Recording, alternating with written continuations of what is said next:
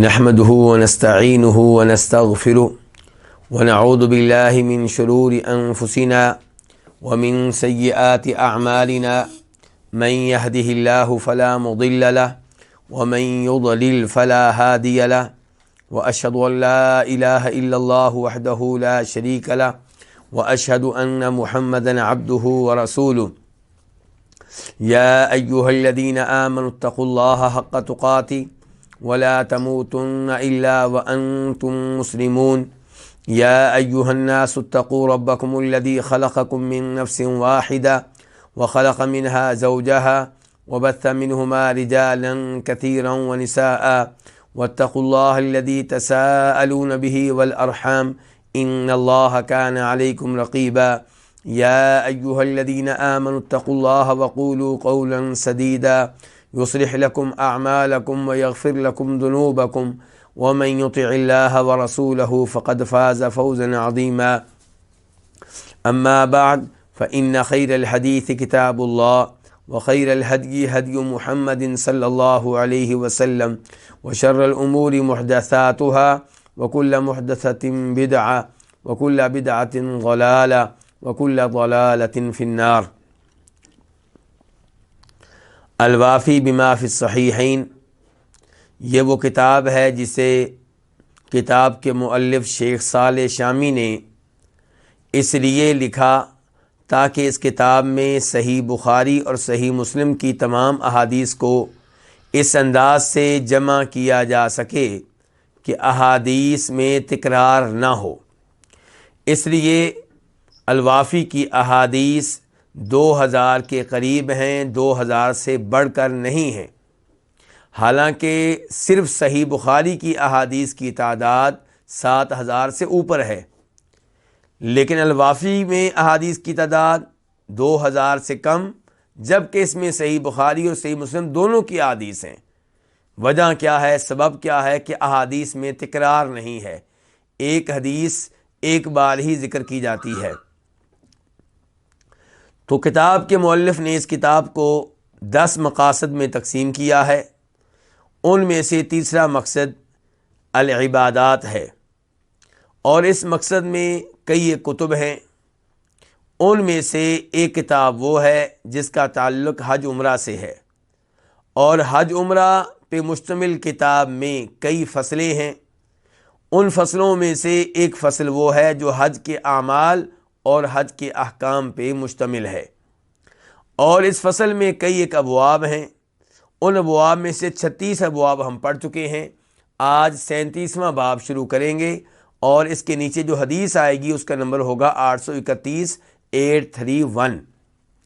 تو باب نمبر 37، باب التواضع فی الحج، کہ حج میں تواضع اختیار کرنا، حج میں تواضع اختیار کرنا۔ حدیث جو ہے اسے امام بخاری نے اپنی صحیح میں ذکر کیا ہے۔ عن ثمامۃ بن عبداللہ بن انس، روایت ہے جناب ثمامہ بن عبداللہ بن انس بن مالک سے۔ آپ جانتے ہیں کہ ایک صحابی ہیں، ان کا نام کیا؟ انس بن مالک، مشہور و معروف صحابی ہیں۔ نبی علیہ الصلوۃ والسلام کی 10 سال خدمت کا اعزاز حاصل کیا ہے، اور یہ ام سلیم کے بیٹے ہیں، یعنی کہ ان کی والدہ کی شہرت بہت زیادہ ہے۔ ام سلیم، میری مائیں بہنیں بھی سن رہی ہیں درس، تو میں تھوڑا سا تذکرہ کرنا چاہوں گا۔ ام سلیم کا نام آیا تو ام سلیم وہی ہیں کہ جن کے شوہر کہیں جانے لگے تو تب ان ام سلیم کا ابو طلحہ کا بیٹا بیمار تھا۔ جب وہ واپس آئے تو پوچھا بیٹے کا کیا حال ہے؟ کہا بہت آرام میں ہے، سکون میں ہے۔ اور انہوں نے اپنے خاوند کے لیے مکمل طور پہ زیب و زینت اختیار کی۔ بیٹا فوت ہو جائے، کیا تصور کیا جا سکتا ہے کہ اس کی ماں زیب و زینت اختیار کرے؟ لیکن ام سلیم نے دیکھا کہ میرا خاوند ایک وقت کے بعد گھر میں واپس آیا ہے، تو مجھے چاہیے کہ خاوند کا حق ادا کروں۔ انہوں نے خاوند کے لیے زیب و زینت اختیار کی، اور خاوند نے ان سے تعلق قائم کیا، اور اس کے بعد خاوند سے کہا کہ تمہارا بیٹا اللہ نے واپس لے لیا ہے۔ تو پھر انہوں نے بات کی نبی علیہ الصلوۃ والسلام سے اس موضوع پہ، تو آپ نے ان کے لیے برکت کی دعا کی کہ اللہ اس تعلق کے نتیجے میں تمہیں بابرکت اولاد دے۔ تو یہ ام سلیم ہیں جن کے بیٹے ہیں جناب انس، لیکن جناب انس ام سلیم کے وہ بیٹے ہیں جو ابو طلحہ سے نہیں ہیں، بلکہ پہلے خاوند سے ہیں۔ پہلے خاوند فوت ہوئے تو پھر ام سلیم نے ابو طلحہ سے نکاح کیا تھا۔ تو انس بن مالک ان کے وہ بیٹے ہیں جو پہلے خاوند سے ہیں، مالک سے۔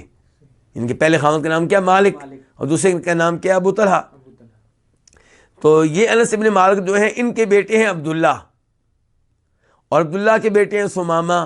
تو ثمامہ کیا لگے؟ انس بن مالک کے پوتے۔ تو پوتا تذکرہ کرنے لگا ہے اپنے دادا کا۔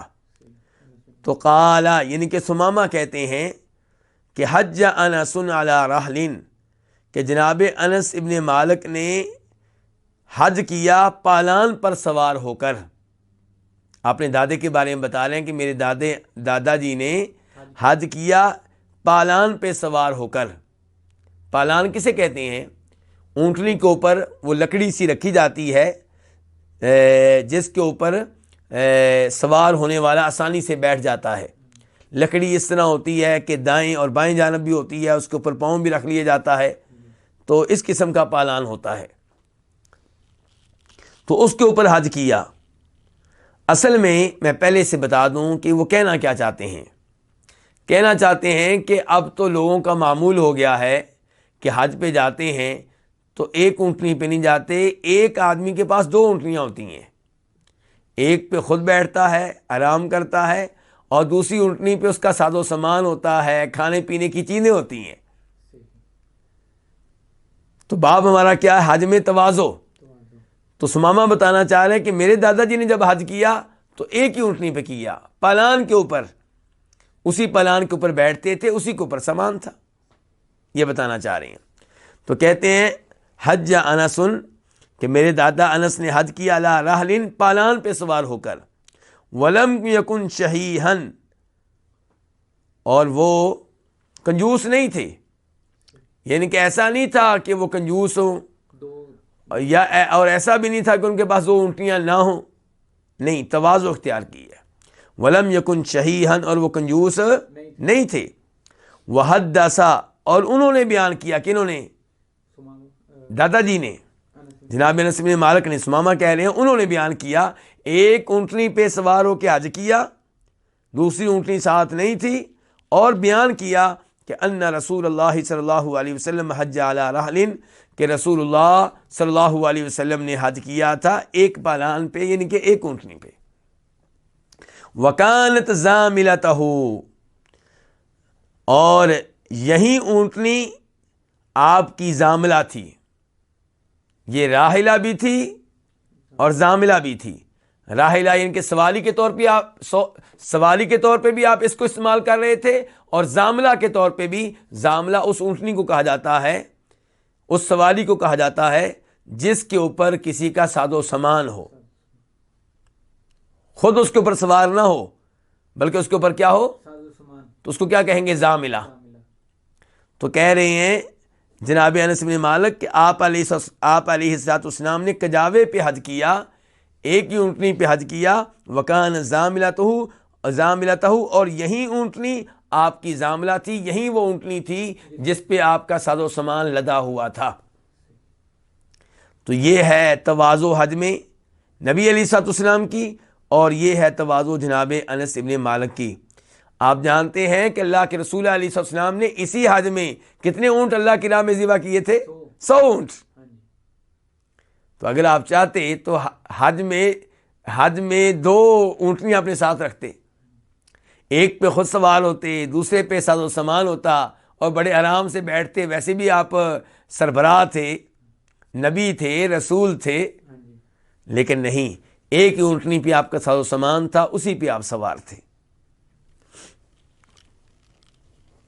تو یہ کہ پھر کیا ہوئی آپ کی تواضع۔ جی، اس کے بعد باب ہے، باب نمبر 38، باب الاحصار۔ احصار کا معنی کیا ہوتا ہے؟ روک دیا جانا، احسارا فعل ماضی ہے، اس نے روک دیا، اور اسی سے یہ مصدر ہے احسار، روک دینا، روک دیا جانا۔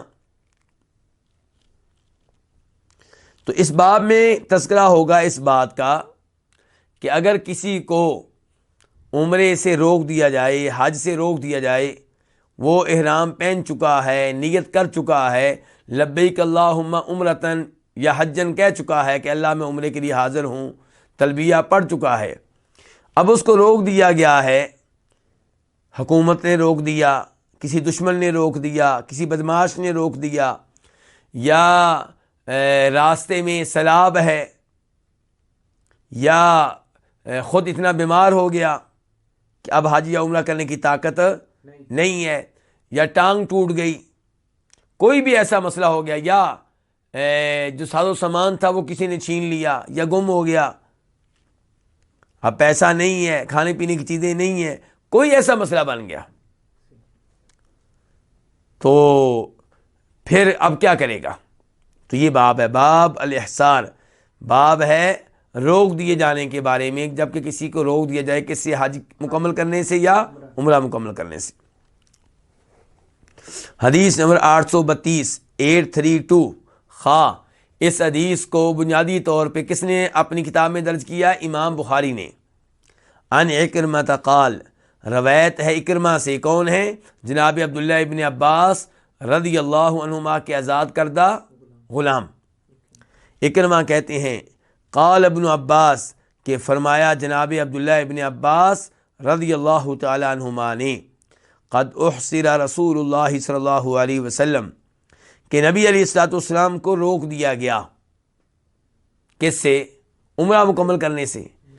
کہاں پہ روکا گیا تھا آپ کو؟ حدیبیہ کے مقام پہ، یعنی کہ 1400 صحابہ کرام کو لے کر آپ مدینہ سے گئے، چاہتے کیا تھے کہ عمرہ کریں، عمرے کی نیت کی، احرام پہنے، تلبیہ پڑھا، اور حدیبیہ کے مقام پہ رک گئے تاکہ مکہ والوں سے اجازت لی جائے، تو مکہ والوں نے اجازت دینے سے انکار کر دیا۔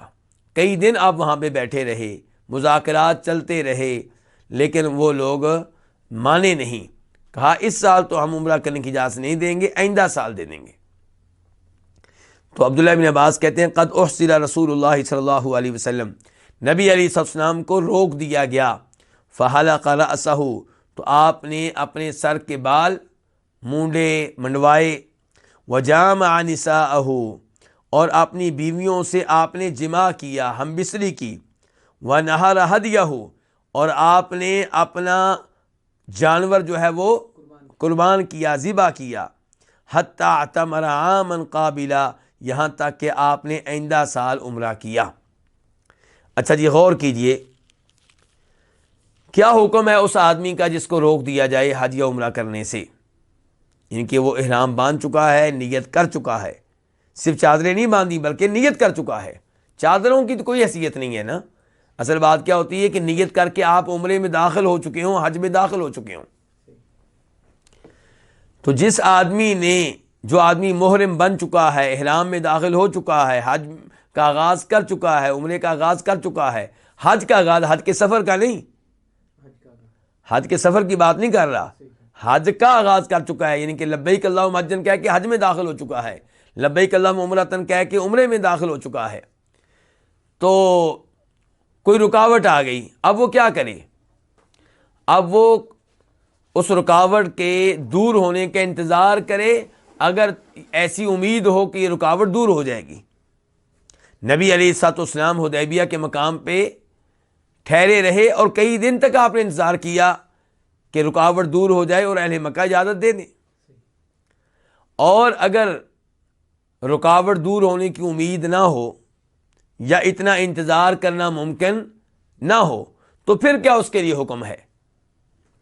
پھر اس کے لیے حکم یہ ہے کہ وہ اپنے سر کے بال مونڈ دے یا اپنے سر کے بال کاٹ لے اور حلال ہو جائے، لیکن ساتھ ساتھ کیا کرے گا؟ ایک جانور اللہ کی راہ میں ذبح کرے گا، ایک جانور اللہ کی راہ میں ذبح کرے گا۔ اللہ تعالیٰ فرماتے ہیں قرآن حکیم میں وَأَتِمُّ الْحَجَّ وَالْعُمْرَةَ لِلَّهِ، دوسرا سپارہ ہے سورہ بقرہ، کہ حج اور عمرے کو کیا کرو؟ پورا کرو، مکمل کرو۔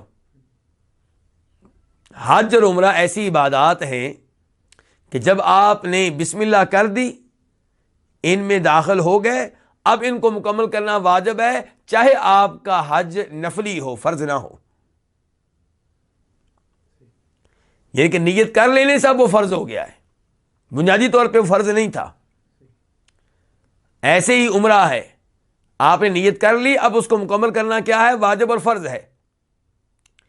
اللہ تعالیٰ فرماتے ہیں یہ بیان کرنے کے بعد کہ حج عمرے کو مکمل کرنا واجب ہے، فَإِنْ أُحْصِرْتُمْ، اگر تمہیں روک دیا جائے، فَمَسْتَيْسَرَ مِنَ الْهَدْيِ، تو پھر جو قربانی میسر ہو وہ قربانی دیں، وہ قربانی کریں۔ تو اس لیے جس کو روک دیا جائے گا وہ کیا کرے گا؟ وہ اللہ کی راہ میں جانور ذبح کرے گا، سر کے بال مونڈے گا یا کٹوائے گا، اور اس کے بعد وہ حلال ہو جائے گا۔ لیکن وہ شخص جس نے حج یا عمرے میں داخل ہوتے وقت، نیت کرتے وقت، پہلی بار جب تلبیہ پڑھا تھا، لبیک اللہم حجن کہا تھا، اے اللہ میں حج کے لیے حاضر ہوں، لبیک اللہم عمرتن کہا تھا، اللہ میں عمرے کے لیے حاضر ہوں، جس نے اس موقع پہ شرط لگا لی تھی، کیا لگا لی تھی؟ شرط لگا لی تھی، اور کہا تھا یا اللہ اگر راستے میں کوئی رکاوٹ بن گئی تو پھر میں حلال ہو جاؤں گا، اس پہ قربانی کرنا واجب نہیں ہے۔ نبی علیہ الصلوۃ والسلام نے اس کے لیے الفاظ سکھائے ہیں کہ یہ الفاظ کہے جا سکتے ہیں کہ ان حبسنی حابس فمحلی حیث حبستنی، یا اللہ اگر کوئی رکاوٹ واقع ہو گئی اور حج کو مکمل کرنا ناممکن ہو گیا تو پھر میں وہاں پہ حلال ہو جاؤں گا، وہاں پہ حلال ہو جاؤں گی جہاں پہ تو نے روک لیا۔ یا اللہ مکمل کروانے والا بھی تو، اور رکاوٹ آئی تو وہ بھی تیری مشیت سے آئے گی، تو جہاں تو نے روک لیا وہاں پہ میں حلال ہو جاؤں گا۔ تو ایسا شخص جو نیت کرتے ہوئے ساتھ شرط لگا لے، اگر رکاوٹ کھڑی ہو جائے، حج مکمل کرنا ممکن نہ رہے، تو وہ حلال ہو جائے، احرام کھول دے، احرام کی پابندیوں سے آزاد ہو جائے، اس کے اوپر کوئی جرمانہ نہیں ہے، اس کے اوپر کوئی دم نہیں ہے، کوئی قربانی نہیں ہے۔ لیکن جس نے نیت نہیں کی تھی، جس نے نیت کرتے ہوئے شرط نہیں لگائی تھی، حج کی نیت کرتے ہوئے، عمرہ کی نیت کرتے ہوئے شرط نہیں لگائی تھی، اور رکاوٹ کھڑی ہو گئی، حج کو مکمل کرنا ناممکن ہو گیا، عمرے کو مکمل کرنا ناممکن ہو گیا، تو اس کے لیے کیا ہے کہ وہ حلال ہوگا، سر کے بال منڈوائے گا، لیکن ساتھ ساتھ کیا دے گا؟ قربانی دے گا، ایک جانور ہوگا جو اللہ کی راہ میں ذبح کرے گا، اس کو آپ دم بھی کہہ سکتے ہیں۔ اب یہاں پہ ایک سوال پیدا ہوتا ہے کہ کیا ایسے شخص پہ یہ واجب ہے کہ اس حج کی قضا دے، اس عمرے کی قضا دے؟ تو علماء کرام نے واضح کیا ہے کہ اگر یہ حج فرض تھا تو ظاہر ہے کہ فرض ادا نہیں ہوا، تو آئندہ سال وہ حج کرے، یعنی کہ حج کی فرضیت اسے ساقط نہیں ہوگی، حج اس کے ذمے اب بھی فرض ہے، تو یہ فرض حج وہ ادا کرے گا، اس سال نہیں کر سکا آئندہ سال کرے، اس کے بعد کے سال کر لے، اس کے بعد کے سال کر لے۔ لیکن اگر اس کے اوپر حج فرض نہیں تھا، یا فرض حج اس نے پہلے سے کیا ہوا ہے، تو اب اس کے اوپر قضا دینا واجب نہیں ہے۔ لیکن سوال پیدا ہوگا کہ یہاں پہ عبداللہ بن عباس کیا کہہ رہے ہیں؟ وہ کہہ رہے ہیں کہ نبی علیہ الصلوۃ والسلام کو روک دیا گیا تو آپ نے سر کے بال منڈوائے، وجامع نساء، اور اپنی بیویوں سے کیا کیا؟ جماع کیا، ہم بستری کی، یعنی کہ سر کے بال منڈوانے کے بعد آپ حلال ہو گئے، تو بیویاں آپ کے لیے کیا ہو گئیں؟ حلال ہو گئیں، یہ بتانا چاہتے ہیں عبداللہ بن عباس۔ وَنَحَرَ هَدْيَهُ، اور آپ نے جانور اپنے وہاں پہ نہر کیے، قربان کیے، آپ ساتھ لے کر گئے تھے جانور۔ حتی اعتمر عام قابلہ، یہاں تک کہ آئندہ سال آپ نے عمرہ کیا۔ تو اب سوال یہ پیدا ہوگا کہ اگر قضا واجب نہیں ہے تو نبی علیہ الصلوۃ والسلام نے آئندہ سال عمرہ کیوں کیا؟ تو واجب تو گزارش یہ ہے کہ جو عمرہ آپ نے آئندہ سال کیا، اس کو علماء کرام نے قضا کا عمرہ قرار نہیں دیا، بلکہ حدیبیہ والے عمرے کو علماء کرام نے مستقل عمرہ شمار کیا ہے۔ جب گفتگو ہوگی کہ آپ نے کتنے عمرے کیے تو کیا کہا جائے گا؟ 4 عمرے۔ پہلا سن 6 ہجری والا، یہی حدیبیہ والا، اس کو علماء کرام کیا شمار کرتے ہیں؟ عمرہ۔ دوسرے نمبر پہ وہ عمرہ جو آپ نے آئندہ سال کیا، اور اس عمرے کو عمرۃ القضیہ بھی کہا جاتا ہے۔ کئی لوگ سمجھ لیتے ہیں کہ اس کا مطلب ہے کہ قضا والا عمرہ، نہیں نہیں نہیں نہیں، اس کا مطلب یہ ہے کہ یہ وہ عمرہ ہے جو اس فیصلے کے مطابق ہوا جو پچھلے سال ہو چکا تھا۔ حدیبیہ میں یہی فیصلہ ہوا تھا نا کہ مکہ والوں مسلمانوں کے مابین کہ اس سال آپ عمرہ نہیں کر سکتے، آئندہ سال آپ کو عمرہ کرنے کی اجازت ہوگی۔ تو آئندہ سال جو آپ نے عمرہ کیا وہ قضا کا عمرہ نہیں ہے، بلکہ وہ اس فیصلے کے نتیجے میں ہونے والا عمرہ ہے جو فیصلہ حدیبیہ میں ہوا تھا۔ کتنے عمرے ہو گئے آپ کے؟ 2، ایک سن 6 ہجری میں اور ایک سن 7 ہجری میں۔ تیسرا عمرہ آپ نے کیا ہے سن 8 ہجری میں۔ کب؟ جب مکہ فتح ہوا۔ مکہ فتح ہو جانے کے بعد آپ حنین اور طائف کی جانب نکل گئے جہاد کرنے کے لیے۔ وہاں سے جب آپ واپس مدینہ آنے لگے تو مقام جیرانہ پہ پہنچ چکے تھے کہ آپ نے وہاں سے احرام باندھا رات کے وقت اور مکہ گئے اور عمرہ کیا، اور فجر تک آپ جیرانہ دوبارہ پہنچ چکے تھے۔ اس کو کہتے ہیں جیرانہ والا عمرہ۔ اور یہاں پہ میں یہ وضاحت کر دوں کہ جیرانہ میقات نہیں ہے۔ آج ہمارے کئی بھائی حج عمرے کے لیے جاتے ہیں تو وہ ایک اور عمرہ کرنے کے لیے احرام کہاں سے باندھ لیتے ہیں؟ جیرانہ سے، اور کہتے کیا ہیں کہ نبی علیہ الصلوۃ والسلام نے یہاں سے احرام باندھا تھا، تو یہ تو آپ کی سنت ہو گئی، اور بڑے خوش ہو رہے ہوتے ہیں کہ ہم نے وہاں سے احرام باندھا جہاں سے اللہ کے رسول نے باندھا تھا صلی اللہ علیہ وسلم، جبکہ یہ آپ کی اتباع نہیں ہے، یہ آپ کے طریقے کی پیروی نہیں ہے۔ میں بات کو آگے بڑھانے سے پہلے یہ سمجھانا چاہوں گا کہ نبی علیہ الصلوۃ والسلام مسواک کرتے رہے اور مسواک کی ترغیب دی، تو آپ نے کیا بتایا کہ مسواک کرنا واجب نہیں ہے۔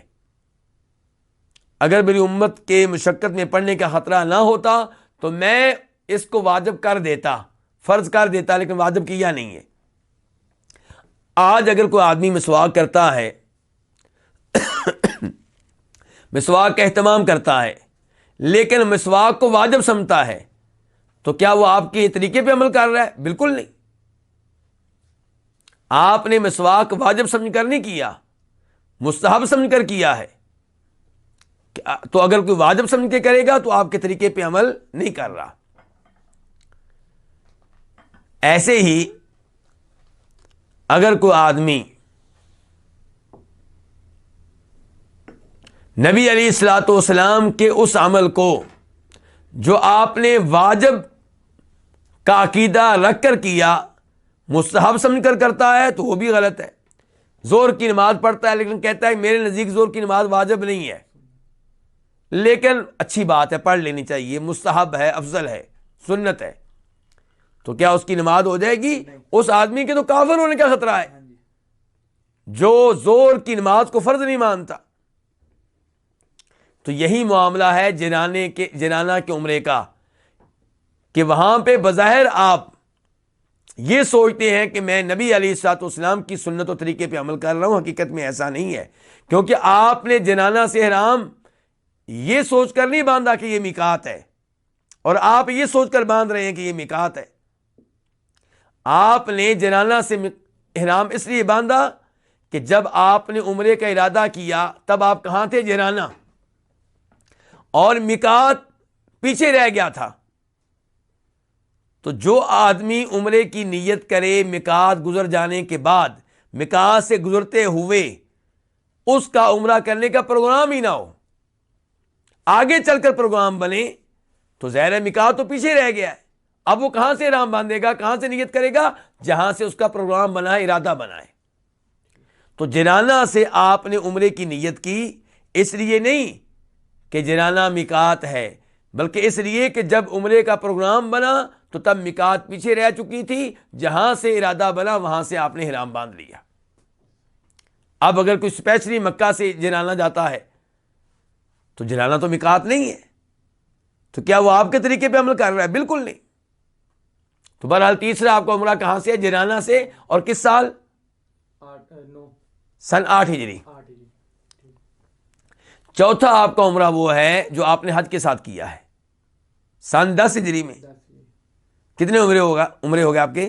4 ہو گئے۔ تو کہنے کا مطلب یہ ہے کہ حدیبیہ کے عمرے کو علماء کرام نے مستقل عمرہ شمار کیا ہے، اور آپ نے آئندہ سال اس عمرے کی قضا نہیں دی، اور صحابہ کرام کو بھی آپ نے اس عمرے کی قضا کا حکم نہیں دیا۔ 400 صحابہ کرام آپ کے ساتھ تھے، چاہیے تھا نا، اگر قضا دینا واجب ہوتا تو چاہیے تھا کہ آپ حدیبیہ میں اعلان کر دیتے کہ تم لوگوں نے آئندہ سال عمرہ میرے ساتھ کرنا ہے، تم پہ تو واجب ہو چکا ہے، کوئی اور کرے یا نہ کرے تم پہ واجب ہے، لیکن آپ نے ایسا کوئی اعلان نہیں کیا۔ تو اس لیے جس کو عمرہ کرنے سے روک دیا جائے تو صحیح بات یہ ہے کہ اس پہ اس عمرے کی قضا واجب نہیں ہے، اس عمرے کی قضا واجب نہیں ہے، اور ایسے ہی جس کو حج سے روک دیا جائے اس پہ اس حج کی قضا واجب نہیں ہے، الا یہ کہ اس نے فرض حج ابھی تک ادا نہ کیا ہو اور اب اس پہ حج فرض ہو رہا ہو۔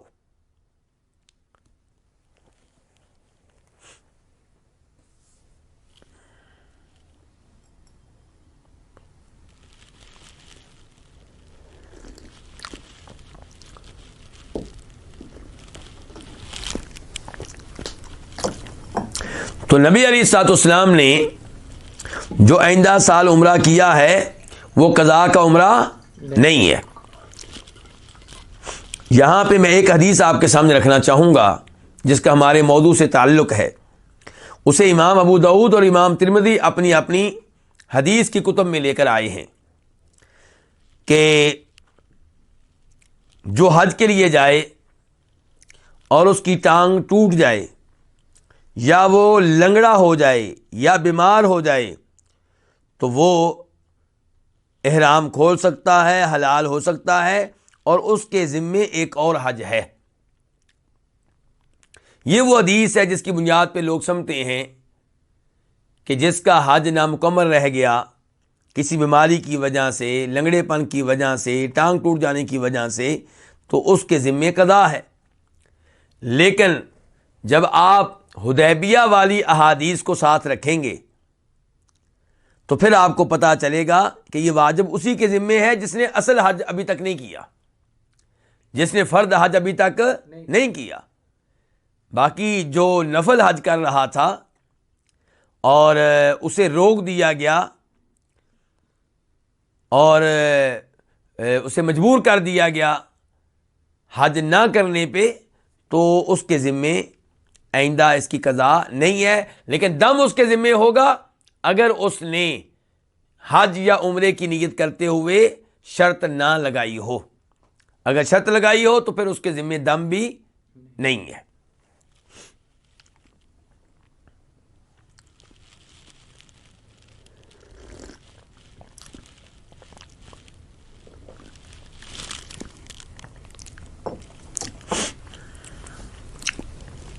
باب نمبر 39، باب حج النساء والصبیان، عورتوں کا اور بچوں کا حج۔ حدیث نمبر 833 833 قاف۔ اس حدیث کے بیان کرنے پہ اتفاق ہے کس کا؟ امام بخاری کا اور امام مسلم کا۔ عن ابن عباس رضی اللہ عنہما انہ سمع النبی صلی اللہ علیہ وسلم یقول لا یخلون رجل بامرأ ولا تسافرن امرأة الا ومعها محرم۔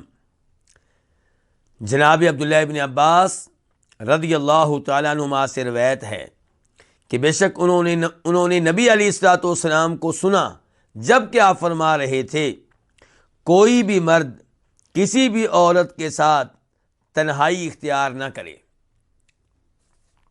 کوئی بھی مرد کسی بھی عورت کے ساتھ تنہائی اختیار بالکل نہ کرے. سختی کے ساتھ آپ روک رہے ہیں. اور سختی کا اندازہ کس بات سے ہوتا ہے؟ اس نون سے جو یخلون کے آخر میں ہے، کیونکہ یہ نون تاکید کا فائدہ دیتا ہے، یعنی کہ ہرگز کوئی آدمی کسی عورت کے ساتھ تنہائی اختیار نہ کرے، خلوت میں اس کے ساتھ نہ بیٹھے.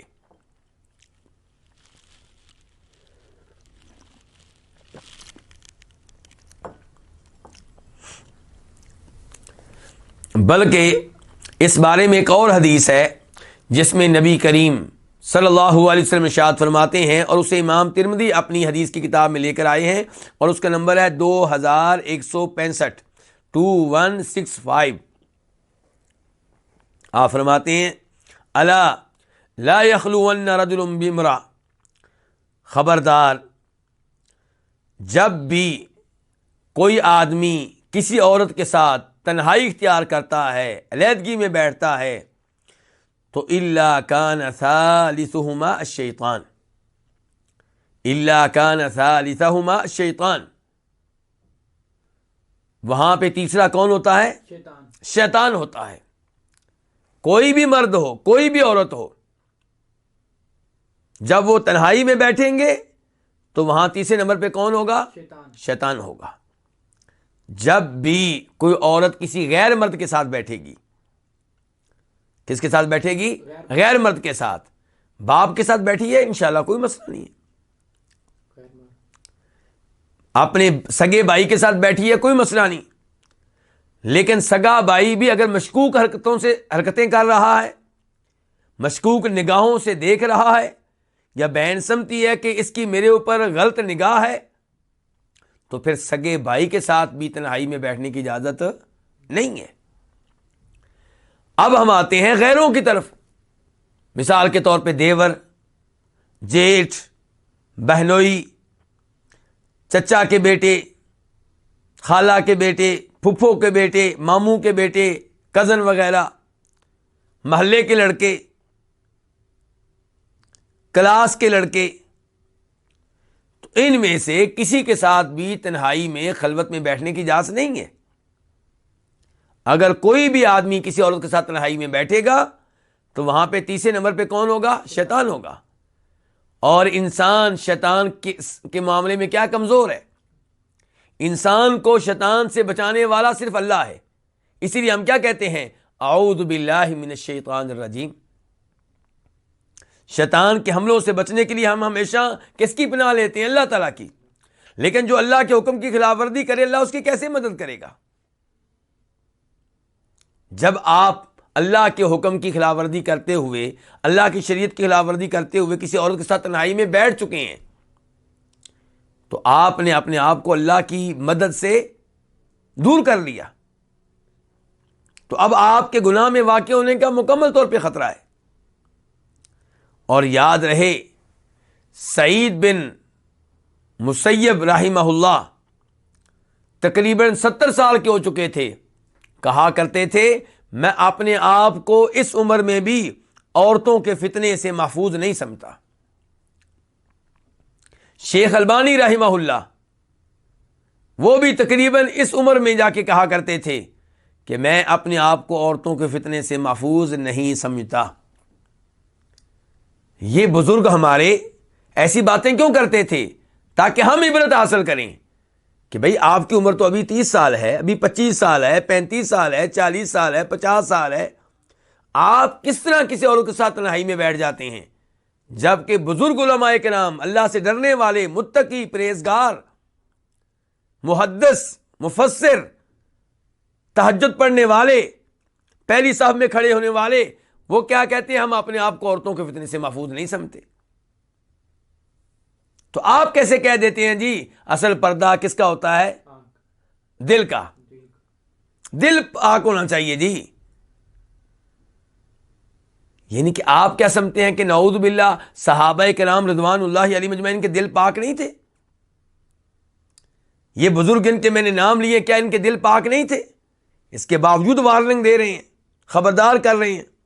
اور سب سے بڑی بات ہے ہمارے نبی وارننگ دے رہے ہیں صلی اللہ علیہ وسلم، فرما رہے ہیں جب کبھی کسی جگہ تنہائی میں مرد و عورت بیٹھیں گے تو وہاں پہ تیسرا شیطان ہوگا.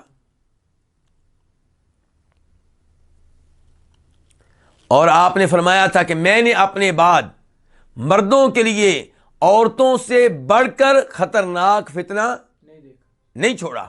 یعنی کہ میں جا رہا ہوں تو میرے بعد جتنے فتنے ہیں ان فتنوں میں جو فتنہ مردوں کے لیے سب سے بڑھ کر خطرناک ہے وہ عورتوں کا فتنہ ہے.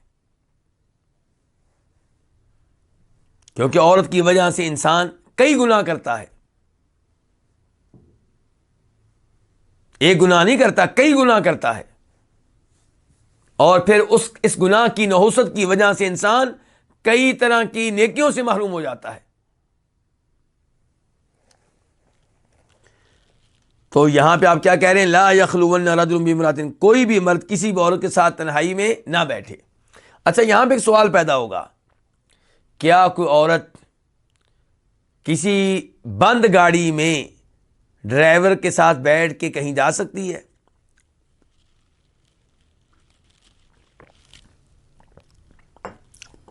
میں فی الحال سفر کی بات نہیں کر رہا، یعنی کہ ایک شہر سے نکل کر دوسرے شہر جانا کسی عورت کا، میں اس کی بات نہیں کر رہا. اپنے شہر میں ہی، اپنے محلے میں ہی یا دوسرے محلے میں جانے کے لیے کسی غیر ڈرائیور کے ساتھ ایک عورت کا تنہا بیٹھنا، ٹیکسی پہ بیٹھنا، کیا یہ جائز ہے؟ اگر گاڑی ایسی ہے جو بند ہے، جو کیا ہے؟ بند ہے، تو ظاہر ہے وہاں پہ تو پھر تنہائی مل رہی ہے، دونوں کو خلوت مل رہی ہے. تو ایسی گاڑی میں عورت کو کسی غیر آدمی کے ساتھ نہیں بیٹھنا چاہیے، چاہے وہ اپنا کوئی کزن ہو، چاہے بہنوئی ہو، اور چاہے دیور ہو، چاہے جیٹھ ہو. لیکن اگر گاڑی ہے، جیسے کیا ہوتا ہے رکشہ، میں اس رکشے کی بات کر رہا ہوں جس کو کہا جاتا ہے موٹر سائیکل رکشہ، یہ کھلا ہے، اس میں تنہائی نہیں ہے. تو شہر کے اندر اگر عورت ڈرائیور کے پیچھے کسی ایسے رکشے میں بیٹھی ہے جو کھلا ہے، بند نہیں ہے، اور گزرنا ہے رکشے نے کہاں سے؟ آبادی والی جگہ سے، وہاں کوئی ایسا علاقہ نہیں آئے گا جو ویران ہو، جہاں اور لوگ نہ ہوں، تو امید ہے کہ پھر کوئی حرج نہیں ہے، بچنا پھر بھی افضل ہے، بچنا پھر بھی کیا ہے؟ افضل ہے. لیکن بند گاڑیاں، اے سی گاڑیاں، شیشے بند، وہاں کسی عورت کا کسی غیر مرد کے ساتھ گاڑی میں بیٹھنا، یہ کیا کہلائے گا؟ یہ خلوت میں بیٹھنا کہلائے گا، تنہائی میں بیٹھنا کہلائے گا. اس سے بچنا چاہیے. لڑکیاں جاتی ہیں اسکولوں میں، کالجوں میں، گاڑی میں بیٹھ کے 5-6 لڑکیاں ہوتی ہیں، تو کیا یہ جائز ہے؟ جی ہاں، اس کی گنجائش ہے، کیونکہ جب ایک گاڑی میں ڈرائیور کے ساتھ ساتھ ایک اور عورت بیٹھ گئی ہے یا ایک اور مرد بیٹھ گیا ہے تو تنہائی ختم ہو گئی. شیخ ابن باز رحمہ اللہ کے الفاظ ہیں، میں نے یہاں پہ نوٹ کیے ہیں تاکہ آپ کے سامنے رکھ سکوں. کہتے ہیں والخلوۃ تزول بوجود الثالث او اکثر، کہ تنہائی اس وقت تک ہے، خلوت اس وقت تک ہے جب دو ہی ہوں. جب کوئی تیسرا مرد آ جائے یا کوئی لڑکی آ جائے تو پھر خلوت دور ہو جائے گی. لیکن اس کا مطلب یہ نہیں ہے کہ پھر جیسے چاہیں آپ بیٹھے رہیں. نہیں، اب ایک عورت بیٹھی ہے، سامنے 2 لڑکے بیٹھ گئے ہیں اور اس کے ساتھ غلط باتیں کر رہے ہیں، غلط نگاہوں سے اسے دیکھ رہے ہیں، تو یہ نہیں آپ کہہ سکتے کہ یہ جائز ہے. وہ تو میں کہہ چکا ہوں، سگا بھائی بھی اگر غلط نگاہوں سے دیکھتا ہے یا غلط نیت سے ہاتھ پکڑتا ہے بہن کا، سگا باپ اگر اس نیت سے دیکھتا ہے اور ہاتھ پکڑتا ہے، تو پھر اس سے بھی لڑکی کو بچنا چاہیے. تو وہ گاڑی جس میں لڑکیاں اسکول میں بیٹھ کر جاتی ہیں، اگر وہ 3 ہیں، 4 ہیں اور اس میں خلوت نہیں ہے تو انشاءاللہ اس میں کوئی حرج نہیں ہے. لیکن مسئلہ ہوگا پہلی لڑکی کا. ایک ہے کہ یہ لڑکیاں ایک ہی جگہ سے بیٹھیں، ایک یہ ہے کہ ڈرائیور ایک لڑکی کو ایک محلے سے اٹھاتا ہے، دوسری لڑکی کو دوسرے محلے سے. اب جو پہلی لڑکی بیٹھے گی اس میں، تو اس کو کیا ملی ہے؟ خلوت، تنہائی. تو اس لحاظ سے یہ مسئلہ ہے. لیکن پھر کہہ رہا ہوں اگر گاڑی ایسی ہے جو کھلی ہے، اس کے شیشے چاروں کھلے ہیں مثال کے طور پہ، اور آبادی سے گزر رہی ہے، تو پھر انشاءاللہ امید ہے کہ یہ وہ خلوت نہیں ہوگی جس کو ممنوع قرار دیا جائے، لیکن ان تمام مشکوک معاملات سے بچنا ہی عورت کے لیے افضل اور بہتر ہے، عورت کے لیے بھی مرد کے لیے بھی۔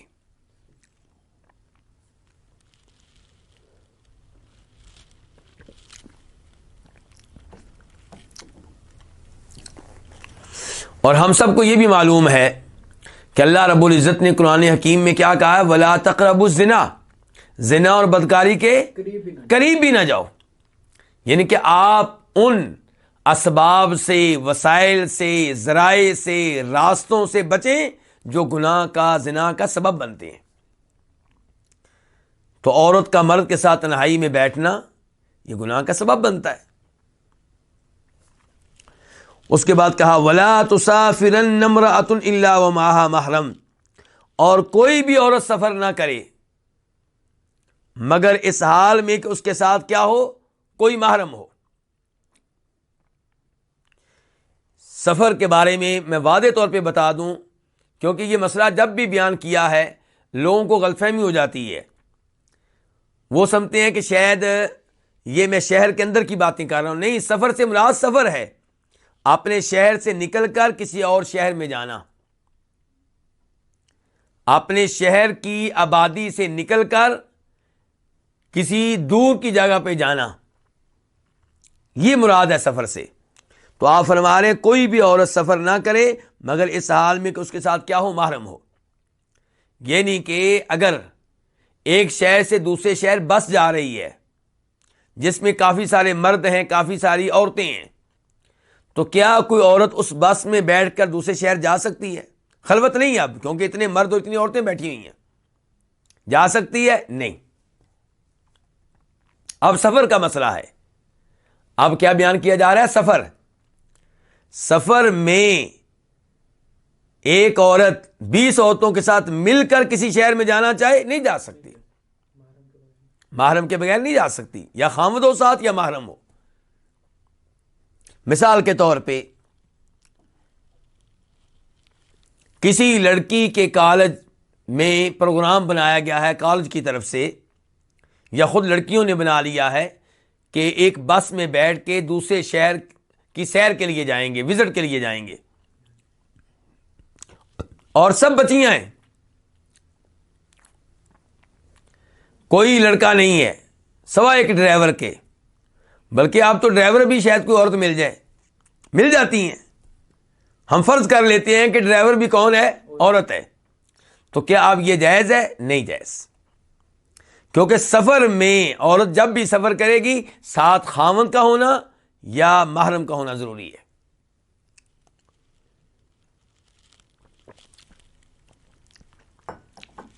محرم کسے کہتے ہیں یہ بھی سوال ہے، کئی مائیں، ہماری مائیں بہنیں یہ نہیں جانتی۔ محرم وہ مرد ہیں جس سے عورت کا نکاح کبھی بھی کسی بھی شکل میں نہ ہو سکتا ہو، یعنی کہ شریعت کی طرف سے اس مرد کے ساتھ نکاح کرنا کسی بھی شکل میں جائز نہ ہو، شرعی طور پہ ناممکن ہو اس سے نکاح ہونا۔ باپ، کیا کسی لڑکی کا باپ سے نکاح ہو سکتا ہے کسی شکل میں؟ کبھی نہیں۔ سگا بھائی، سگا بانجا، سگا بھتیجا، سسر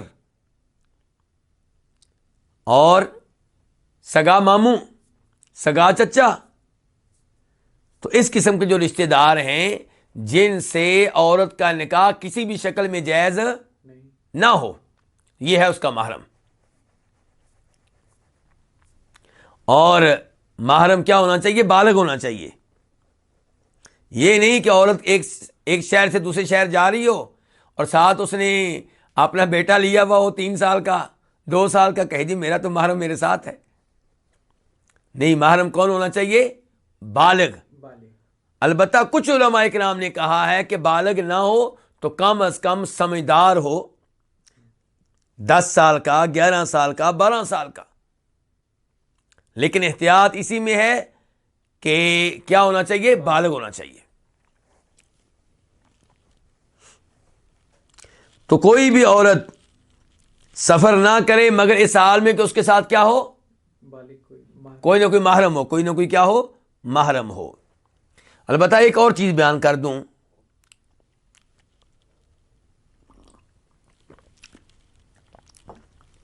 کہ اگر عورت قریب کا سفر کرتی ہے، کہاں کا؟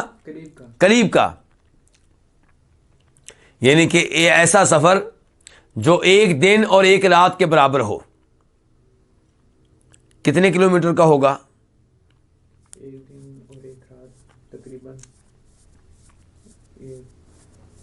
ہو جائے گا 25. یہ بہت لمبا سفر نہیں ہے. 1 دن 1 رات کا سفر نبی علیہ الصلوۃ والسلام کے لحاظ سے اس زمانے میں اونٹنی پہ سفر اگر کیا جائے 1 دن 1 رات کا کتنے کلومیٹر طے ہوں گے؟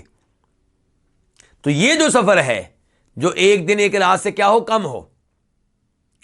تو ایسا اگر سفر ہے اور عورت اس سفر میں جا رہی ہے دیگر عورتوں کے ساتھ، یعنی کہ راستے میں کوئی خطرہ نہیں ہے، تنہائی بھی نہیں ہے غیر مرد کی، تو اس میں بھی گنجائش نکل سکتی ہے. یعنی کہ جو بڑے شہر ہیں ان کے دائیں بائیں اگر کسی لڑکی کا اسکول کالج ہے، آبادی سے باہر ہے، مثال کے طور پہ شہر سے 10 کلومیٹر کے فاصلے پہ، 15 کلومیٹر کے فاصلے پہ، 25 کلومیٹر کے فاصلے پہ، 30 کلومیٹر کے فاصلے پہ، تو اس حد تک ہے. اور عورت جا رہی ہے دیگر عورتوں کے ساتھ یا کھلی بس میں جا رہی ہے جس میں تنہائی اور خلوت نہیں ہے، خطرہ نہیں ہے، تو انشاءاللہ اس میں بھی کوئی حرج نہیں ہے. لیکن جو سفر اس سے بڑھ کر ہوگا وہ کیا ہے؟ وہ ممنوع ہے. فقام رجل، تو ایک آدمی کھڑا ہو گیا جب آپ نے یہ بیان کیا کہ کوئی بھی مرد کسی بھی عورت کے ساتھ تنہائی میں نہیں بیٹھ سکتا، اور نہ ہی کوئی عورت اس حال میں سفر کر سکتی ہے کہ اس، اور نہ ہی کوئی عورت سفر کرے مگر اس حال میں کہ اس کے ساتھ کیا ہو؟ کوئی نہ کوئی محرم ہو.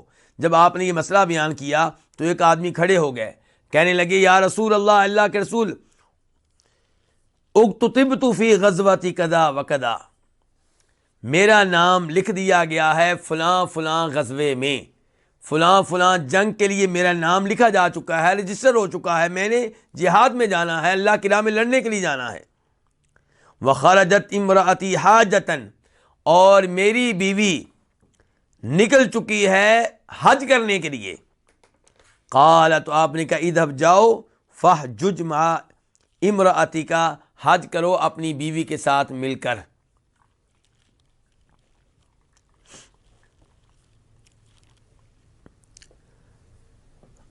یہ جو آخری حصہ پڑا ہے حدیث کا، اس کی وضاحت کرنے سے پہلے میرے ذہن میں ایک مثال آ گئی، وہ بیان کر دوں تاکہ میری ماؤں بہنوں کے لیے مسئلہ واضح ہو جائے، بلکہ ہم لوگوں کے لیے، مردوں کے لیے بھی.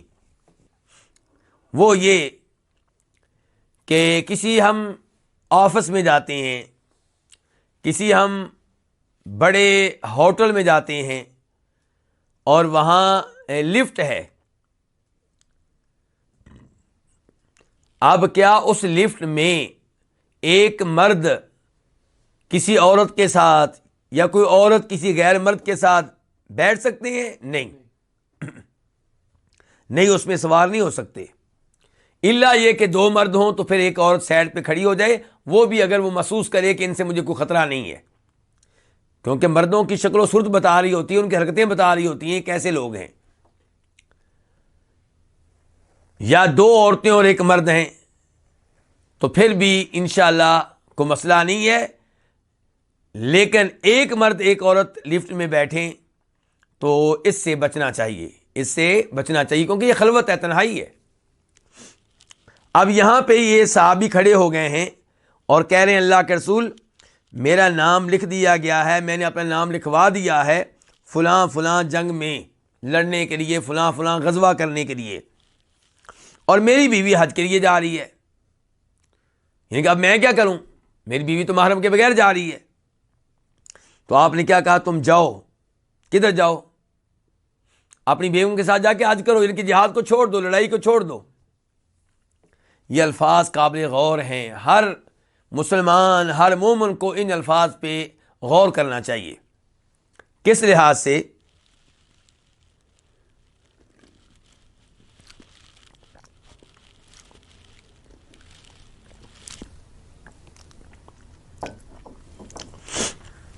اس لحاظ سے غور کرنا چاہیے کہ نبی علیہ الصلوۃ والسلام کے زمانے میں لڑنے والے لوگ زیادہ تھے یا کم تھے؟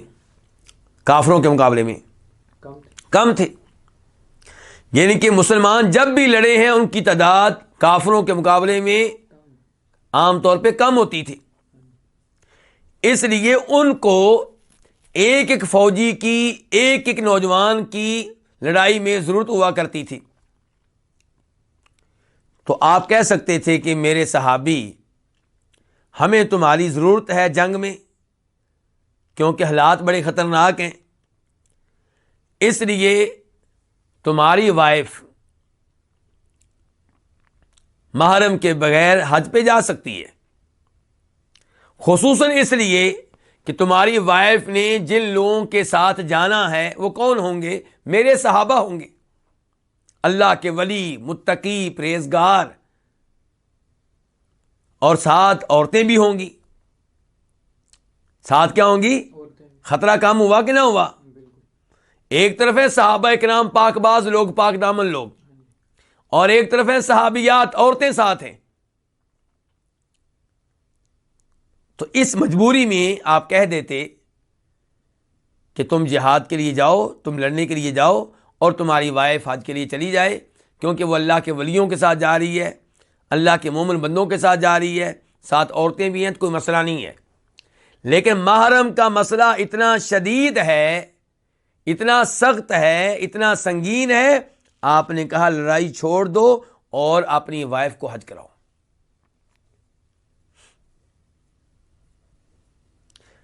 میں اس مسئلے پہ اتنا ٹائم کیوں لگا رہا ہوں؟ کیونکہ اکثر مسلمانوں نے اس مسئلے کو مسئلہ سمجھنا چھوڑ دیا ہے. ایسے لگتا ہے کہ جیسے یہ دین کا حصہ ہی نہ ہو. مسلمانوں کا رویہ، مسلمانوں کا یعنی کہ جو طرز عمل ہے، اس سے یوں لگتا ہے کہ جیسے یہ مسئلہ شریعت نے بیان ہی نہ کیا ہو، جبکہ شریعت نے اس مسئلے کو بہت زیادہ اہمیت دی ہے. اور لوگ کتنی آسانی سے کہہ دیتے ہیں کوئی مسئلہ نہیں ہے جی، اگر عورتیں ساتھ ہوں، کوئی خطرہ نہ ہو تو کوئی مسئلہ نہیں ہے. بھی اللہ کے رسول نے کیوں نہیں کہا اس صحابی سے کہ اگر تمہاری وائف کے ساتھ چند عورتیں جا رہی ہیں تو کوئی مسئلہ نہیں ہے؟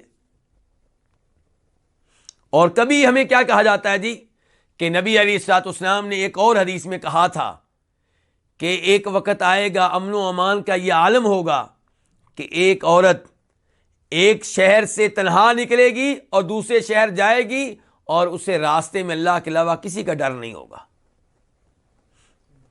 کہتے ہیں دیکھیں جی، اللہ کے رسول نے کہا ہے کہ ایک وقت آئے گا ایک عورت تنہا سفر کرے گی. تو آپ نے یہ تو نہیں کہا کہ اس عورت کا سفر غلط ہوگا. تو یہ دلیل پیش کرنے والے احباب پہ مجھے بڑا افسوس ہوتا ہے.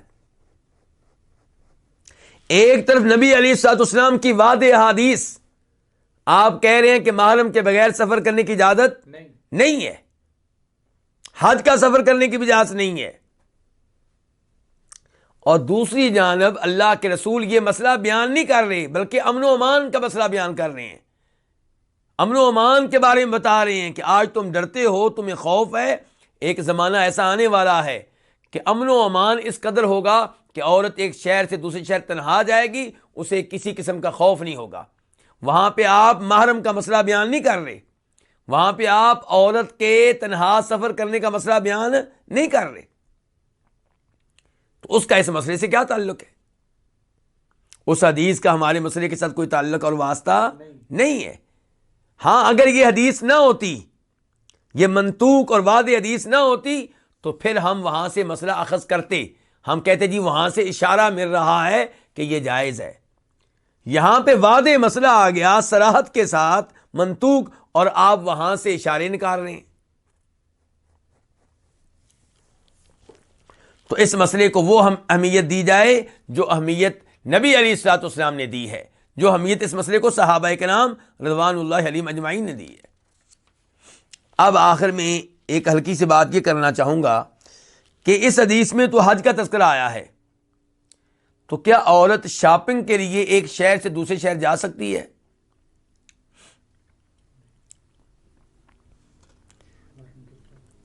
یا شادی میں شریک ہونے کے لیے، یا تعلیم لینے کے لیے؟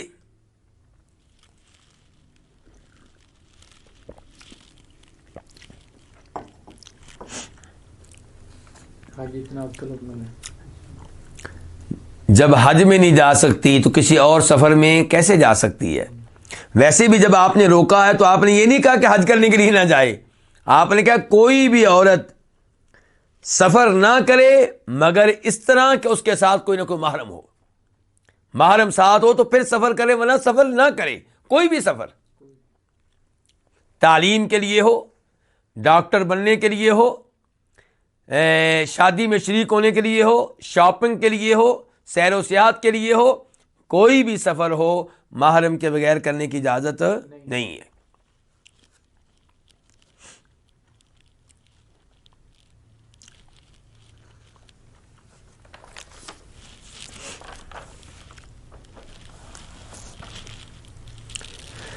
تو اب اس حدیث سے مسئلہ کیا اخذ ہوا کہ عورتیں حج کریں گی کہ نہیں کریں گی؟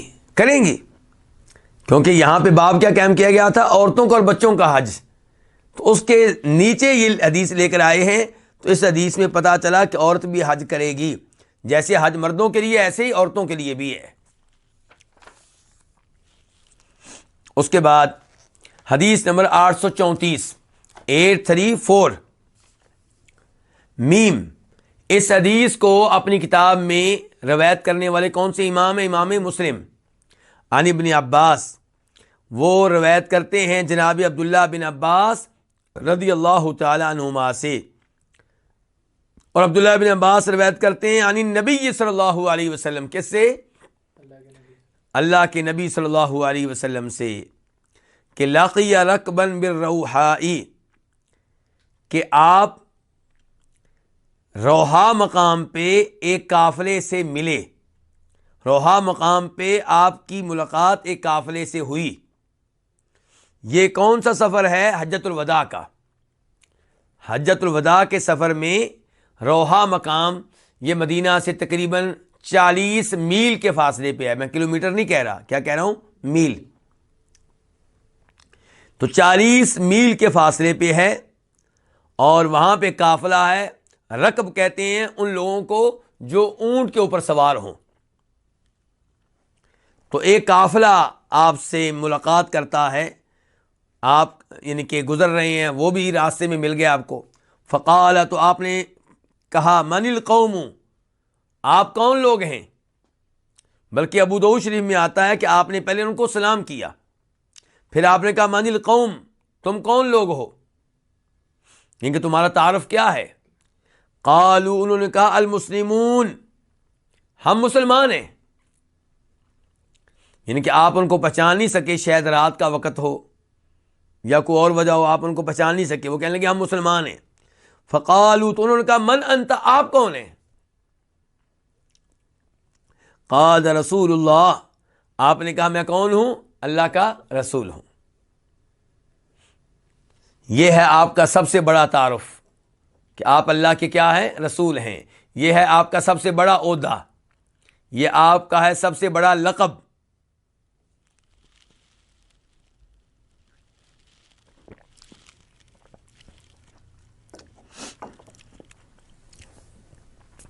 فرافعت الیہ امرأۃ صبیا، تو ایک عورت نے آپ کی طرف ایک بچے کو اٹھایا، یعنی کہ اٹھایا اور آپ کے قریب کیا، ایسے آپ کی طرف کیا۔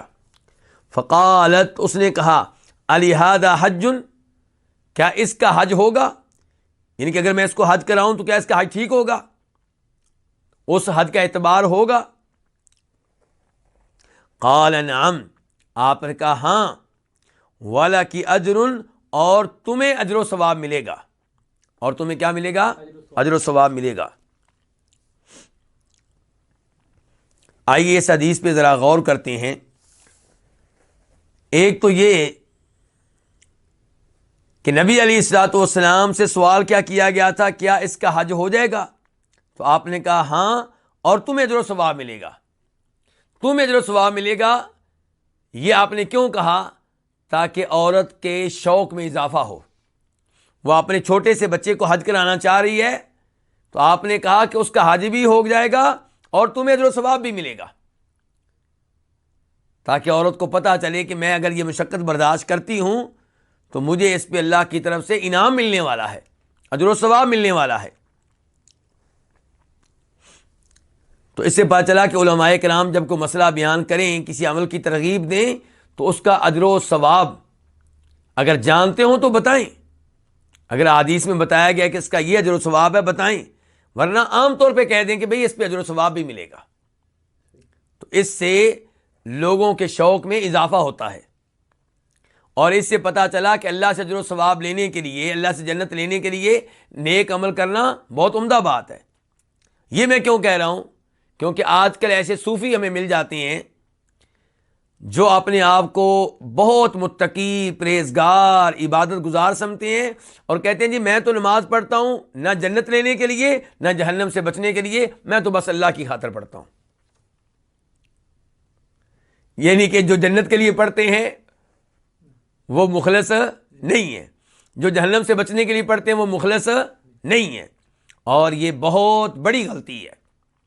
قرآن و حدیث آپ مطالعہ کر لیں، آپ کو پتہ چلے گا اللہ تعالیٰ بار بار کہتے ہیں کہ یہ کام کرو جنت میں داخل ہو جاؤ گے، اس کام سے بچو جہنم کی آگ سے بچ جاؤ گے، یہ کام کرو جہنم کی آگ سے بچ جاؤ گے۔ اللہ رب العزت سورہ انبیاء میں اپنے نبیوں کے بارے میں کہہ رہے ہیں علیہم الصلوۃ والسلام کہ یدعوننا رغبا ورہبا، وہ ہماری عبادت کرتے تھے، ہم سے دعائیں کرتے تھے، کس لیے؟ شوق کے ساتھ بھی، امید کے ساتھ بھی، اور ڈرتے ہوئے بھی۔ یعنی کہ اللہ کی عبادت کرتے تھے، کیوں؟ اللہ سے اجر و ثواب لینے کے لیے، اللہ سے جنت لینے کے لیے، اللہ کو راضی کرنے کے لیے۔ اور اللہ کی عبادت کرتے تھے کیوں؟ اللہ کی ناراضگی سے بچنے کے لیے، اللہ کے عذاب سے بچنے کے لیے، اللہ کی جہنم سے بچنے کے لیے۔ اس کے بعد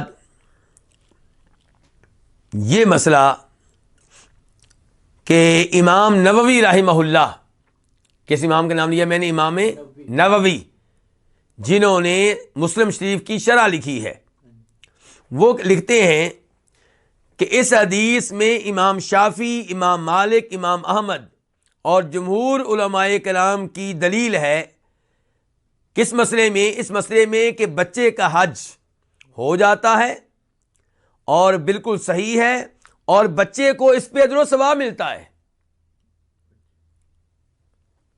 لیکن یہ بات درست ہے کہ بچہ جب بالغ ہوگا اور اس کے پاس حج کرنے کی استطاعت ہوگی تو اس پہ حج فرض ہوگا۔ یہ بچپن کا حج فرد حج سے کفایت نہیں کرے گا۔ لیکن امام ابو حنیفہ رحمہ اللہ کیا کہتے ہیں؟ امام نووی فرما رہے ہیں کہ اس کا حج صحیح نہیں ہے، بچے کا حج صحیح نہیں۔ کہتے ہیں بچے کو حج کرائیں، کوئی حرج نہیں ہے، تاکہ اس کی پریکٹس ہو جائے، اسے نیک کام کرنے کی عادت پڑ جائے، لیکن یہ حج ہوگا نہیں۔ جمہور علماء کرام کا کیا موقف ہے؟ امام شافعی کا، مالک کا، احمد کا، کہ اس کا حج ہوگا، اس کو اجر و ثواب ملے گا۔ اور جمہور علماء کرام کا موقف اس حدیث کی روشنی میں درست نظر آتا ہے کہ بچے کا حج ہوگا، کیونکہ عورت نے یہی پوچھا کیا اس کا حج صحیح ہے؟ آپ نے کہا ہاں، اور ساتھ اس کو بتایا تمہیں اجر و ثواب ملے گا۔ مطلب یہ ہے کہ بچے کو اپنا اجر و ثواب ملے گا حج کرنے کا، اور تمہیں اجر و ثواب ملے گا حج کروانے کا۔ جیسے 8 سال کا بچہ، 9 سال کا بچہ نماز پڑھے تو اس کو اپنی نماز کا ثواب ملے گا، اور والدہ کو ثواب کیوں ملے گا؟ اس نے گھر سے نماز پڑھنے کے لیے بچے کو مسجد میں بھیجا ہے۔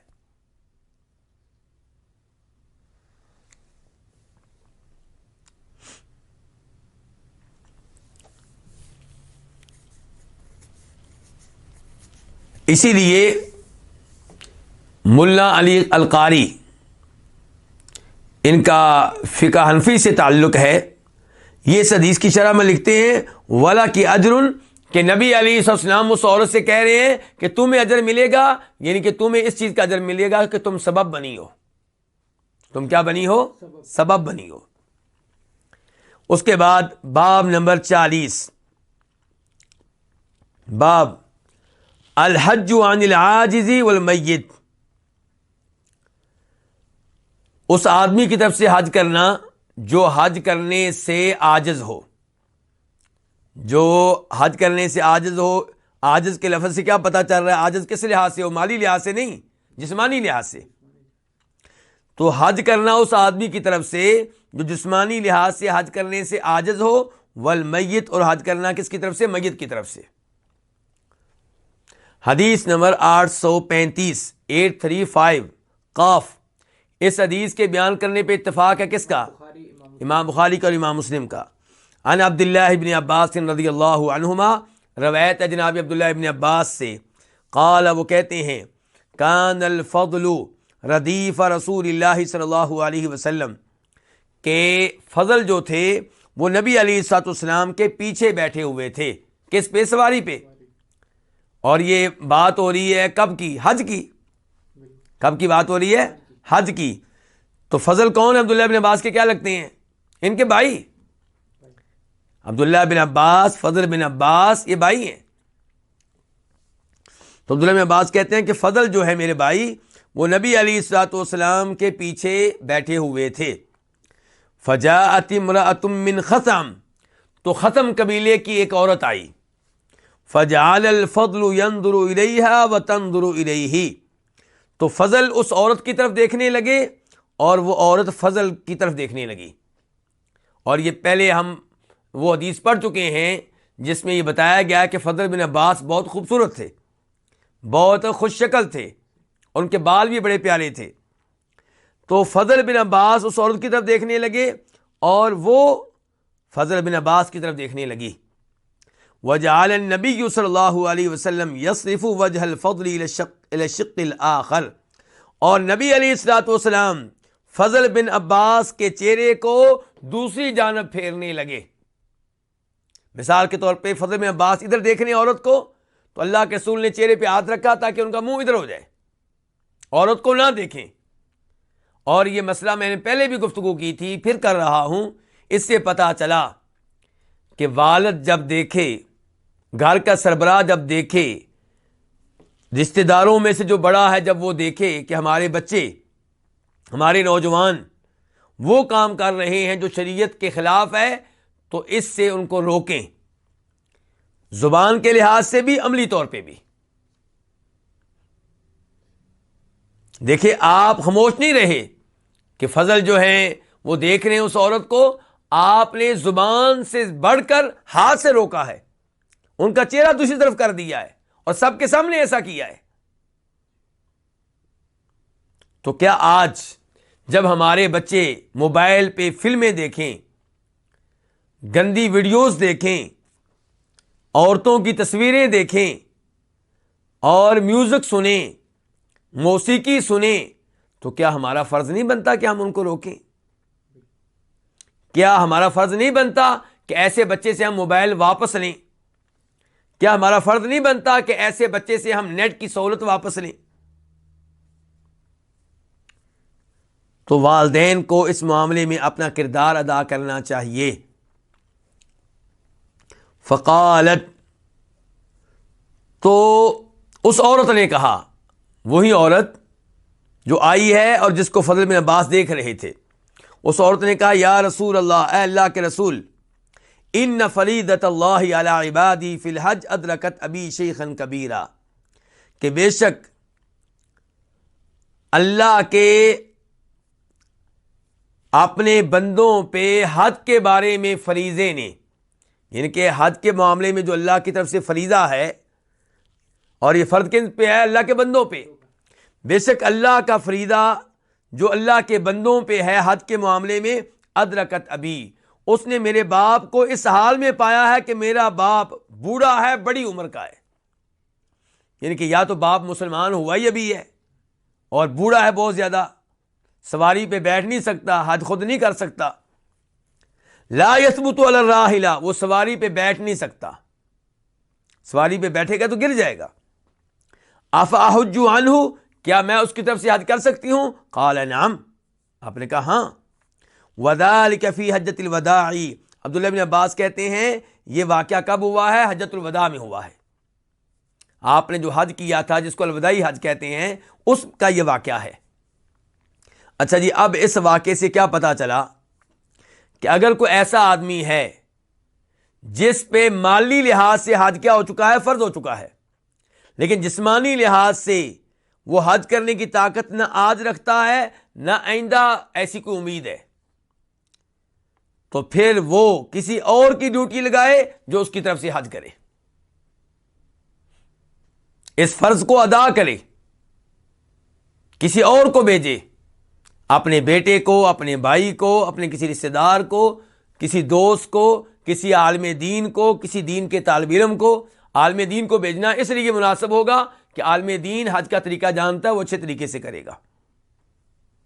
تو بہرحال کسی نہ کسی کو بھیجا جائے جو اس کی طرف سے حج کرے. یہ کس کی بات ہو رہی ہے؟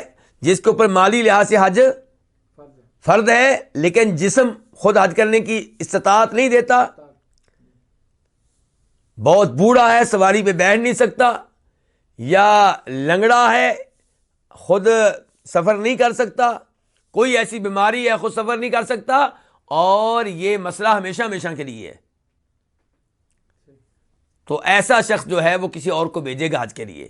لیکن وہ آدمی جس کے اوپر مالی لحاظ سے حج فرض ہو چکا اور فی الحال وہ جسمانی لحاظ سے حج نہیں کر سکتا، لیکن اس کو پتا ہے کہ میں 6 مہینے کے بعد ٹھیک ہو جاؤں گا، سال تک میں ٹھیک ہو جاؤں گا، 2 سال تک میں ٹھیک ہو جاؤں گا، وہ کسی اور کو حج کے لیے نہیں بھیجے گا، بلکہ حج اس نے خود کرنا ہے. وہ ذاتی طور پہ حج کرے گا، وہ کسی اور کو بھیج کر اپنے اس فرض کو ساقط نہیں کر سکتا، نہ فرض اس انداز سے ساقط ہوگا.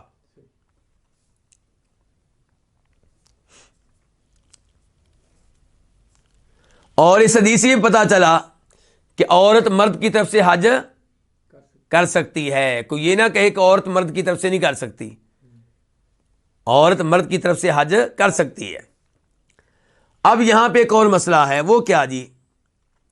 کہ نبی علیہ الصلوۃ والسلام نے اس عورت کو اس کے باپ کی طرف سے حج کرنے کی اجازت، اس عورت کو اس کے والد کی طرف سے حج کرنے کی اجازت دے دی ہے، اور کہا کہ تمہارا حج یہ ٹھیک ہوگا. کیا آپ نے یہ کہا ہے کہ تو یہ بتا کہ پہلے تو نے اپنا حج کیا ہے کہ نہیں کیا؟ یہ نہیں کہا. کیوں؟ وہ حج کر رہی ہے، وہ حج میں ہے. وہ کس میں ہے؟ وہ حج میں ہے، وہ تو حج کر رہی ہے اپنا. امام ابو حنیفہ رحمہ اللہ کا یہ موقف ہے کہ جب آپ نے کسی اور کی طرف سے حج کرنا ہو تو یہ ضروری نہیں کہ پہلے آپ نے اپنا حج کر رکھا ہو، یہ ضروری نہیں ہے. لیکن امام ابو حنیفہ رحمہ اللہ کے علاوہ عام طور پہ جو علماء کرام ہیں وہ کہتے ہیں کہ جو کسی اور کی طرف سے حج کرے اس نے پہلے اپنا حج کر رکھا ہو، اگر اپنا حج نہیں کیا تو کسی اور کی طرف سے حج نہیں ہوگا. یہ شرط ہے. آپ کسی کے لیے حج کرنا چاہتے ہیں، پہلے آپ نے کس کا حج کیا ہوا ہو؟ اپنا حج کیا ہوا ہو. کیا دلیل ہے جی؟ دلیل اس بارے میں وہ حدیث ہے جس کو بہت سے ائمہ کرام نے روایت کیا. ان میں سے ایک امام ابو داؤد ہیں، امام ابن ماجہ ہیں. حدیث کے راوی کون ہیں؟ جناب عبداللہ ابن عباس رضی اللہ تعالی عنہما. وہ کہتے ہیں کہ نبی علیہ الصلوۃ والسلام نے آواز سنی، ایک آدمی کہہ رہا ہے لبیک عن شبرمہ، میں حاضر ہوں حج کرنے کے لیے کس کی طرف سے؟ شبرمہ کی طرف سے. لوگ کہہ رہے ہیں لبیک، وہ کہہ رہے ہیں لبیک عن شبرمہ، یعنی کہ میں اپنا حج نہیں کر رہا بلکہ کس کی طرف سے کر رہا ہوں؟ شبرمہ کی طرف سے کر رہا ہوں. آپ نے کہا بھائی یہ شبرمہ کون ہے؟ تو جواب یہ آیا کہ یہ میرا بھائی ہے، یا جواب آیا کہ یہ میرا رشتہ دار ہے. کیا جواب آیا؟ یہ میرا بھائی ہے یا رشتہ دار، یا جواب آیا میرا رشتہ دار ہے. یہ شک مجھے نہیں ہے، یہ حدیث کے الفاظ ہی ایسے ہیں، ان کے شک راوی کو ہے. آپ نے کہا حججت عن نفسی کا، شبرمہ کی طرف سے حج کرنے والے یہ بتا تو نے اپنا حج کیا ہوا ہے؟ کہنے لگے نہیں اللہ کے رسول. فرمایا حج عن نفسی کا ثم حج عن شبرما، پہلے اپنا حج کرو پھر شبرما کی طرف سے حج کرنا. غور کیجئے، یہ آدمی شبرما کی طرف سے حج کرنے کی نیت کرنے والا ہے کہ کر چکا ہے؟ کر چکا ہے، تلبیہ پڑھ رہا ہے. لیکن پہلے اپنا حج کرنا اتنا ضروری ہے کہ آپ نے کہا کہ پہلے اپنا حج کرو پھر کسی اور کا کرنا. آپ نے یہ نہیں کہا کہ چلو اب تو نے نیت کر لی ہے اس لیے اب گزارا ہو جائے گا، آئندہ خیال رکھنا، یہ نہیں کہا. تو اس سے پتہ چلا کہ جب آپ کسی کی طرف سے حج کرتے ہیں تو یہ شرط ہے کہ پہلے آپ نے اپنا حج کر رکھا ہو.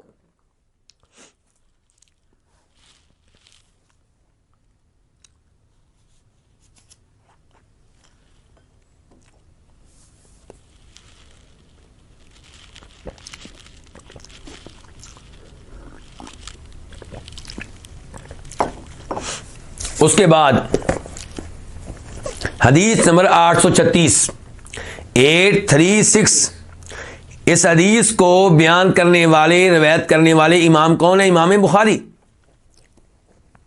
عن ابن عباس رضی اللہ عنہما ان امرأة من جہینہ جاءت الى النبی صلی اللہ علیہ وسلم فقالت.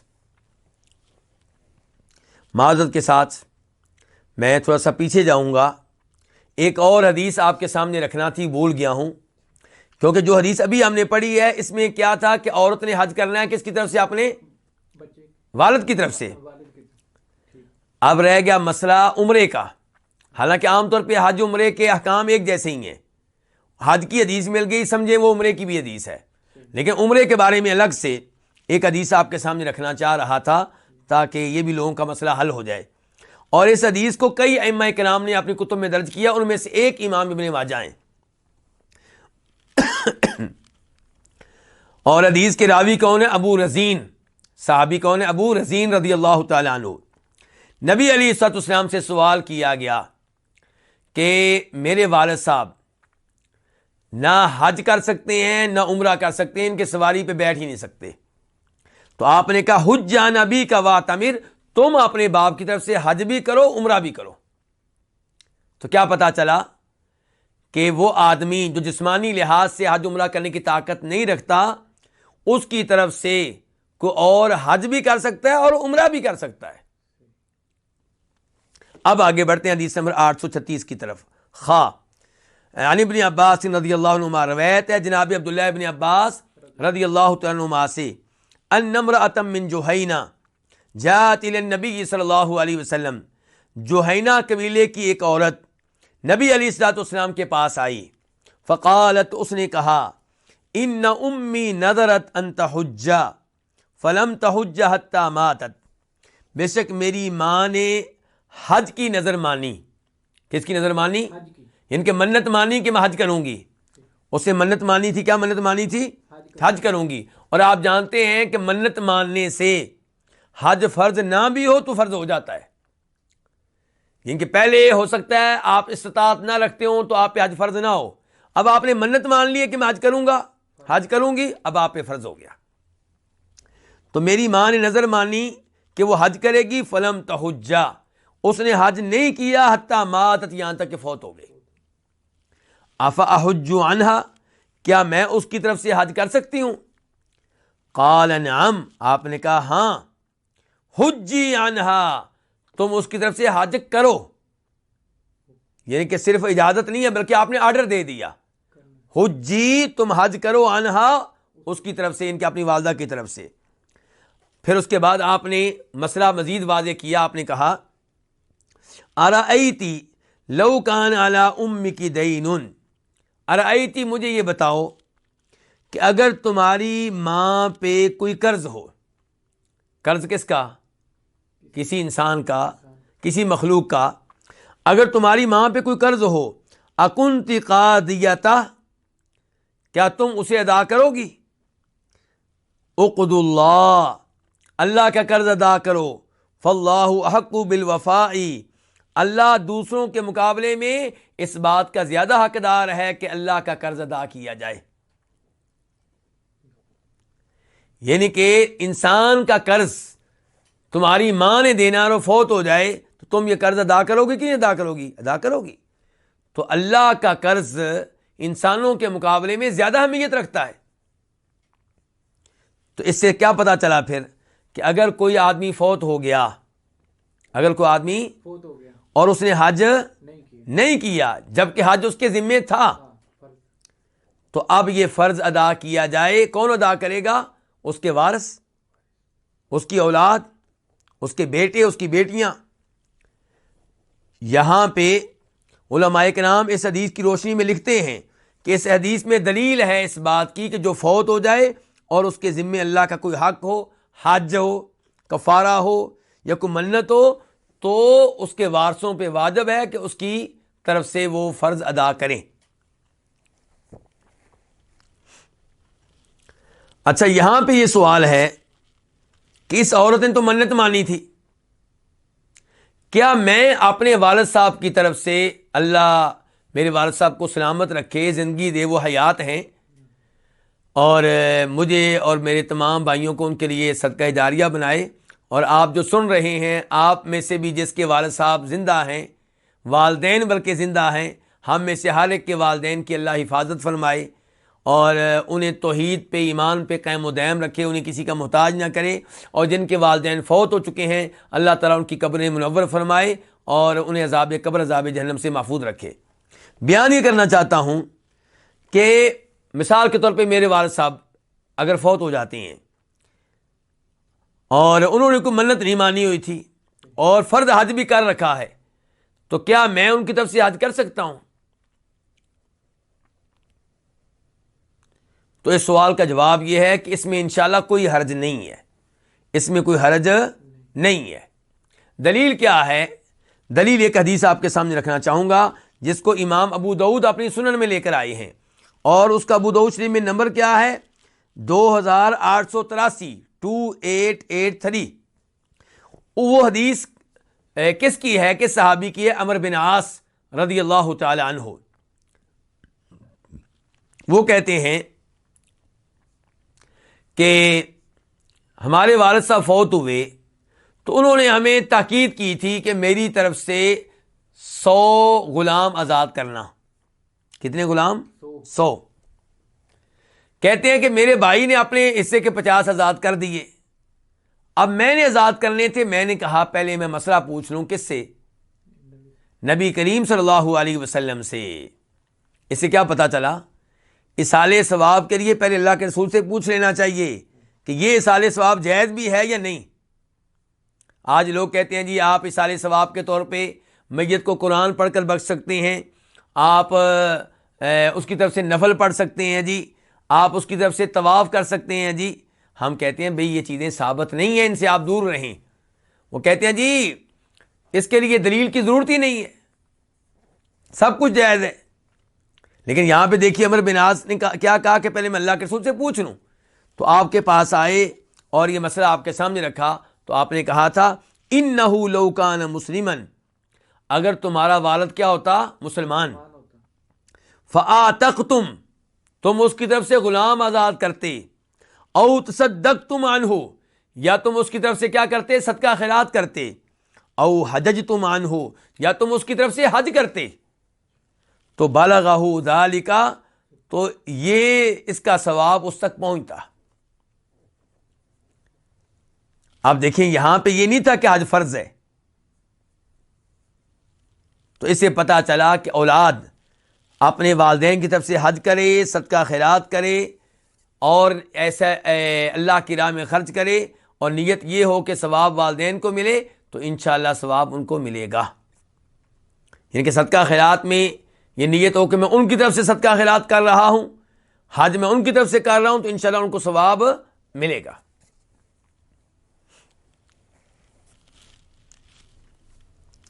اس کے بعد طویل حدیث ہے، اس لیے اس حدیث کا آج آغاز نہیں کریں گے کیونکہ لمبی حدیث ہے، اور یہیں پہ آج کے درس کا اختتام کرتے ہیں اس دعا کے ساتھ کہ اللہ رب العزت آپ کا وقت دینا قبول فرمائے، آپ لوگوں کے وقت میں، آپ لوگوں کی اولاد میں برکتیں ڈالے، اور اللہ رب العزت آپ لوگوں سے دین حنیف کا خوب کام لے، اور اللہ تعالیٰ ہمیں جب موت دے تو اس وقت بھی اس حال میں دے کہ ہم دین کے طالب علم ہوں، احادیث پڑھ رہے ہوں، پڑھا رہے ہوں، سن رہے ہوں، سنا رہے ہوں، قرآن پڑھ رہے ہوں، پڑھا رہے ہوں، سن رہے ہوں، سنا رہے ہوں، اور اللہ رب العزت ہمیں جب تک زندہ رکھے کسی کا محتاج نہ کرے، ہر طرح کی ذلت و رسوائی سے محفوظ رکھے، اور اللہ تعالیٰ الوافی کے اس دورے میں ہمیں استقامت دے اور ہم آخری حدیث تک اس دورے میں شریک رہیں۔ اور اللہ رب العزت سے میں یہ بھی دعا کرتا ہوں کہ ہمارے وہ بھائی جنہوں نے تجویز پیش کی تھی کہ اس کتاب کا دورہ ہونا چاہیے، اور پھر جنہوں نے یہ بندوبست کیا، یہ سسٹم قائم کیا، جو اس میں مدد کرتے ہیں، تعاون کرتے ہیں، سارا یہ نظام چلا رہے ہیں، اللہ ان تمام کی محنتیں قبول فرمائے۔ اور ہمارے شیخ شمس الزمان حفظہ اللہ جو اس دورے کے نگران ہیں، اور ان کا دعویٰ سینٹر جو الخبر میں قائم ہے، الہدایہ دعویٰ سینٹر، اور اس کے ذمہ داران، مسئولین، ان سب کو بھی اللہ تعالیٰ جزائے خیر دے۔ میری دعائیں سب کے لیے ہیں۔ اسی پہ اختتام کرتا ہوں آج کے درس کا۔ وصلی اللہ تعالی علی نبیہ محمد وآلہ وصحبہ اجمعین۔